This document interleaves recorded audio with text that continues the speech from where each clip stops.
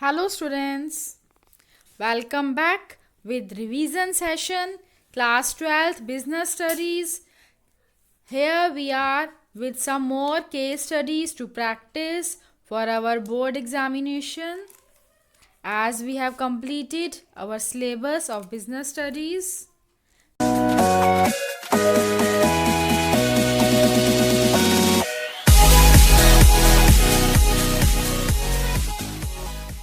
Now there is a question. Ishita works as a corporate event coordinator in an event management company. She has been made an overall official in charge for organizing a painting exhibition for one of the clients of the company. For ensuring that the exhibition takes place successfully, she identifies the various activities involved and divides the whole work into various task groups like marketing committee, decoration committee, and reception committee. In order to facilitate coordination within and among committees, she appoints a supervisor of each group. Each member in the group is asked to report to their respective supervisor of each group. Each member in the group is asked to report to their respective supervisors, and all the supervisors are expected to work as per Ishita's order.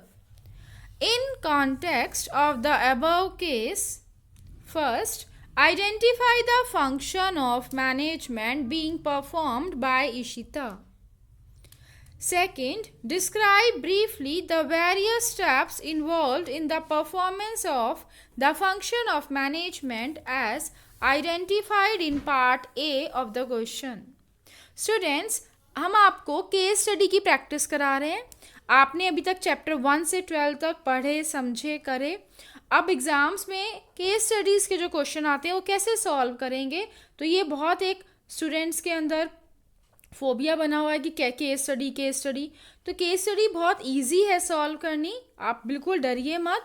आप जितना करेंगे case study उतना आपको confidence बढ़ता जाएगा कि हाँ बहुत अच्छे से हम इसको सॉल्व कर सकते हैं. इसका सबसे बेस्ट तरीका है, सबसे पहले आपने जो नोट्स पढ़े हैं उनको लर्न कर लीजिए.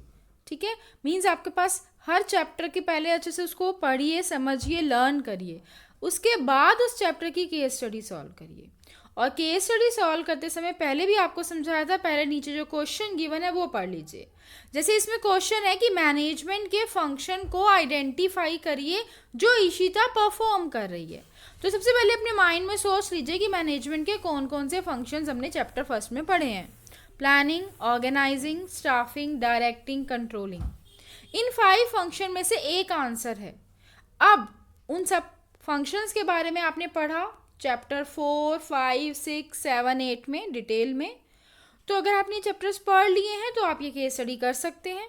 अब आप जब केस स्टडी पढ़ेंगे शुरू से तो आपको आंसर मिल जाएगा कि ईशिता वर्क कर रही है as a corporate event coordinator एक इवेंट मैनेजमेंट कंपनी में, और वो ऑफिशियल इंचार्ज है ओवरऑल. और इसमें एक एग्जीबिशन होने वाली है, उसके लिए उसने क्या करा, जो डिफरेंट एक्टिविटीज़ हैं उन्हें आइडेंटिफाई करा और डिवाइड कर दिया पूरे होल वर्क को स्मॉल टास्क में, ग्रुप्स बना दिए. Marketing committee, decoration committee, reception committee, और फिर सुपरवाइज़र अपॉइंट कर दिया हर ग्रुप का एक, और फिर कहा कि ग्रुप अपने सुपरवाइज़र को रिपोर्ट करेंगे.